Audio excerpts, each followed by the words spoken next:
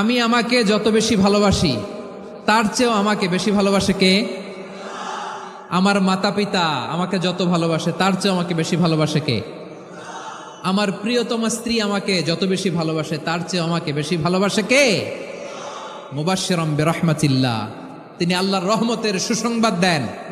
আবার আমরা যখন দোয়া পড়ি আমরা পড়ি রব্বানা আতিনা ফিদ দুনিয়া হাসানাতাও ওয়া ফিল আখিরাতি হাসানাতাও ওয়া কিনা আযাবান নার। আল্লাহ দুনিয়ার কল্যাণ দাও, আখিরাতের কল্যাণ দাও, জাহান্নামের আগুন থেকে বাঁচিয়ে দাও, পড়ে আমিন।